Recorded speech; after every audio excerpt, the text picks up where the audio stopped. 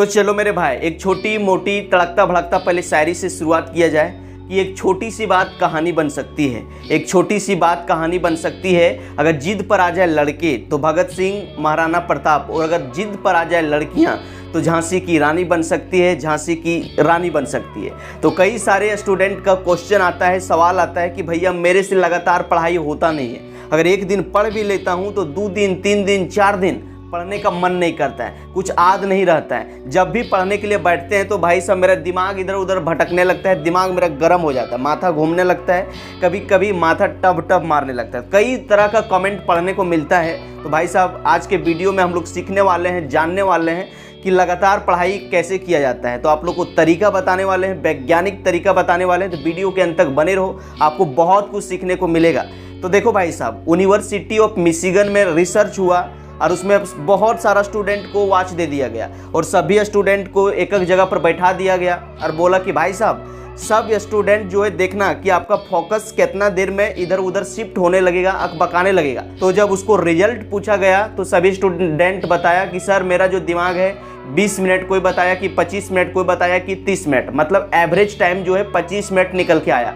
मतलब 25 मिनट के बाद जो है हमारा दिमाग जो है इधर उधर भटकने लगता है, भागने दौड़ने लगता है। आपने भी देखा होगा कि जब आप खा पी के नहा धो के जब शुरू बार में पढ़ने के लिए बैठते हो तो कुछ टाइम तक, आधा घंटा 1 घंटा आपको अच्छा लगता है, जो पढ़ते हो समझ में आता है। लेकिन थोड़े दिन के बाद आपका माथा घूमने लगता है, माथा बाउंस करने लगता है, जो आप पढ़ते हो दिमाग में नहीं जाता है। हाथ चल रहा है, मुंह चल रहा है, लेकिन दिमाग में कुछ धंस नहीं रहा है। उस टाइम समझो कि आपका ब्रेन थक चुका है, आपके ब्रेन को रेस्ट की जरूरत है। तो भाई साहब रेस्ट बहुत जरूरी है।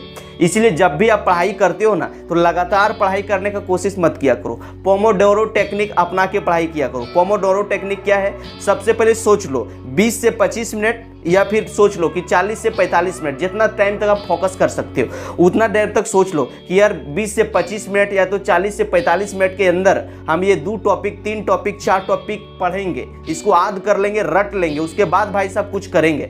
और उस केस में अपना मोबाइल को स्विच ऑफ कर दो। GF BF गाना एडियो वीडियो कुछ भी याद नहीं आना चाहिए।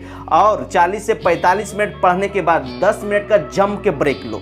जब ये 45 मिनट के अंदर जो आप 3 4 5 टॉपिक जो आपने जो पढ़ा है, जब आप ब्रेक लोगे तो आपके दिमाग में सेट लेने का टाइम मिलेगा। और उस केस में जब 10 मिनट का ब्रेक लेते हो तो एक मोटिवेशनल गाना सुन लो, पानी पी लो, टॉयलेट जा लो। अगर घर में छोटा मोटा बच्चा उच्चा है तो उसके साथ थोड़ा खेल लो, एंजॉय कर लो, ताकि आपका जो ब्रेन थका है फिर से ब्रेन आपका रिचार्ज हो जाए। और फिर से जब आप पढ़ने के लिए बैठो तो भाई साहब आपका दिमाग फन फन चले। कई सारा स्टूडेंट करता क्या है कि यार ज़बरदस्ती सोचता है कि बैठल है पढ़ने के लिए एकदम 16 घंटा बैठले रहेंगे, 8 घंटा बैठले रहेंगे, 4 घंटा बैठले रहेंगे। यही सब स्टूडेंट जो है फ्रस्ट्रेशन में चला जाता है, वो पढ़ने का टेक्निक नहीं जानता है। एक दिन जब उस तरह से पढ़ता है फिर माथा उतना दर्द करने लगता है, अकबक अकबर लगने लगता है, फिर वो बोलता है कि भैया पढ़ाई लिखाई मेरे से नहीं हो पाएगा। इसीलिए पोमोडोरो टेक्निक अपना के पढ़ाई किया करो। दूसरा काम करो कि भाई साहब अगर आपसे लगातार पढ़ाई नहीं होता है, कई सारा स्टूडेंट जब रूम में रहता है तो रूम में क्या होता है, कोई इंसान उसके साथ है नहीं, तो उसको थोड़ा देर पढ़ा, आधा 1 घंटा 2 घंटा, उसके बाद नींद आने लगता है। तो वो वैसे केस में क्या करो कि रूम में अगर आपको नींद आता है तो लाइब्रेरी ज्वाइन कर लो। जब आप लाइब्रेरी जाओगे, लाइब्रेरी में 200 250 तो 300 400 बच्चा सब देखोगे कि यार सब पढ़ रहा है। फिर आपको लगेगा कि भाई साहब अगर मैं नहीं पढ़ूंगा तो ये सब व्यक्ति जब एग्जाम देने के लिए जाएगा तो हमको रौंद के रख देगा। इतना सारा स्टूडेंट पढ़ रहा है तो आपको भी पढ़ने का मन करता होगा। देखना आपका रूम में अगर कोई पार्टनर है, अगर आपका पार्टनर पढ़ रहा है तो आपको भी पढ़ने का मन करेगा। अगर आपका पार्टनर सूत दिया है तो आपको भी लगेगा कि यार सो जाए।